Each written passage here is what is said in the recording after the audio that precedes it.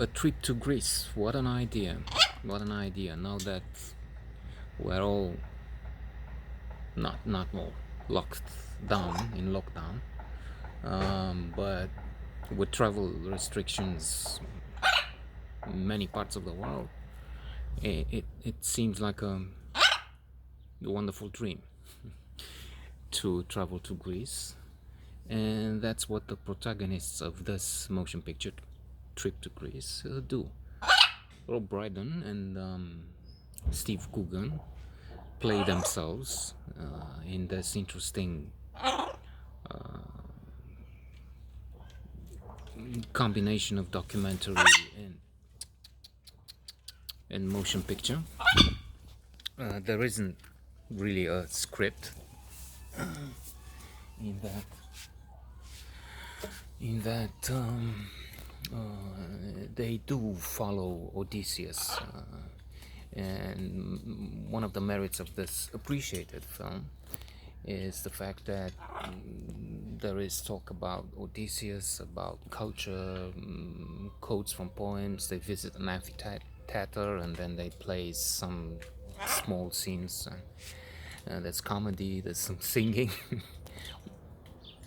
which is debatable. I mean, how valuable that is. I mean, as a music in itself, intrinsic value, if you will. The film has about 69 out of 100 as an average score among important critics. So there you have it. I personally have some qualms about Steve Coogan. It's something I don't fully agree with, if you will, with this actor. In the vivid exchange, quite often a vivid exchange between the two, who are friends, and I've written recently, I think it was in The Economist, that they've done some other films in this manner. Trip to Turkey, maybe there's another one. So they have a good exchange, and they have a history of friendship. So they also tease each other, compete with each other in a small swimming contest, and how beautiful the water is there, and the setting, and Greece, spectacular. I mean, the center of the world.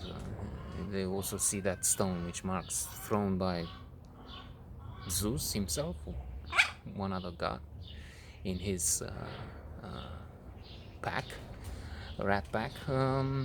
So at one point, Steve Coogan reads some chronicle praising his acting in the film with John C. Reilly. He's Stan Laurel. But there's some criticism in there too, and his companion mentions the fact that he's not really liked by quite a few people, and I don't know why. And it must be said that he's also has a charming side, and he's mostly interesting, clearly very intelligent, erudite. But, well, he's not perfect, let's put it this way. And who is? So, in other words, it's just a subjective thing, and otherwise he's a very solid performer. They both are. And the film is worth watching overall. That's without a doubt. And again, it's worth repeating. The setting is fantastic. The idea, part of the dialogue, most of the dialogue is very clever.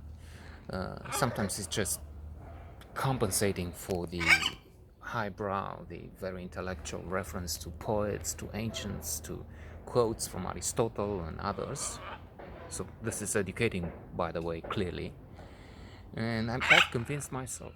In fact, this is, I'm sorry to say, not really for an audience. There's not much of an audience there, and not at this point anyway.